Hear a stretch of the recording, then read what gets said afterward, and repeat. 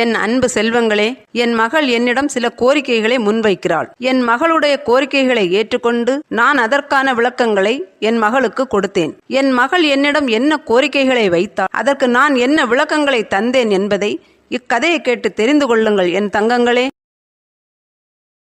பிள்ளைகளே, வீட்டில் அமைதியாக இருங்கள். நான் அருகிலிருக்கும் ஆலயத்திற்கு சென்று என் அம்மாவை தரிசித்துவிட்டு வருகிறேன் என்று பெண் தன் பிள்ளைகளிடம் கூறுகிறாள். உடனே பிள்ளைகள், அம்மா, வேதனைகளுடன் செல்கிறீர்களா என்று தாயிடம் கேட்கிறார்கள். ஆம் பிள்ளைகளே, இன்று என் அம்மாவிடம் வேதனைகள் அனைத்தையும் கூறி எனக்கு பதிலை கேட்கப் போகிறேன்.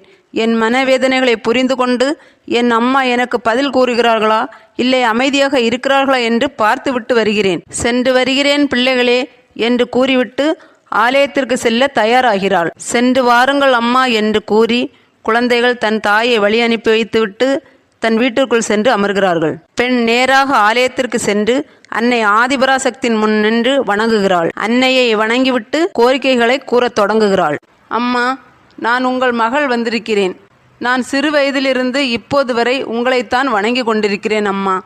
அதனால்தான் இன்று என் மனவேதனைகள் அனைத்தையும் உங்களிடம் கொட்டி தீர்த்து விடலாம் என்று இருக்கிறேன் அம்மா. நான் சிறு வயதிலிருந்து நிறைய வேதனைகளை தாங்கிக் கொண்டுதான் வளர்ந்தேன். நான் வளர்ந்து பெரியவளான பிறகு எனக்கு திருமணம் முடித்து வைத்தார்கள். நான் திருமணம் முடிந்து சில நாட்களிலேயே என் கணவரும் அவரது பெற்றோர்களும் அவரது உறவினர்களும் என்னை கொடுமைப்படுத்தினார்கள்.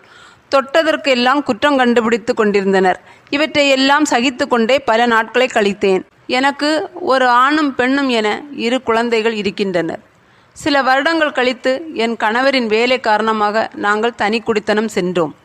நாங்கள் தனியாக சென்ற பிறகும் கூட என் கணவரின் உறவினர்கள் வாழ்வில் எந்த கெடுதலும் வந்துவிடக்கூடாது என்று அவர்களுக்கு என்னால் முடிந்த பல உதவிகளையும் செய்தேன். நாங்கள் தனி குடித்தனம் வந்ததிலிருந்து இன்று வரை அவர் என்ன முடிவு எடுக்கிறாரோ அதன்படிதான் எல்லாமே நடந்து கொண்டிருந்தது. வாடகை வீடு கூட அவர் விருப்பப்படிதான் பார்த்து தருவார். நான் என்னுடைய விருப்பத்தை எல்லாம் ஒரு மூட்டையை கட்டுவது போல் கட்டி ஓரமாக வைத்து விட்டேன். வருடத்திற்கு ஒரு முறை என் கணவர் அவருக்கும் எனக்கும் குழந்தைகளுக்கும் ஆடை வாங்கி தருவார். சில நேரங்களில் உணவகத்திலிருந்து உணவும் வாங்கி தருவார். அவர் வாங்கி தரும்போது நான் சிரித்த முகத்துடன் மகிழ்ச்சியின் எல்லைக்கே சென்று விடுவேன்.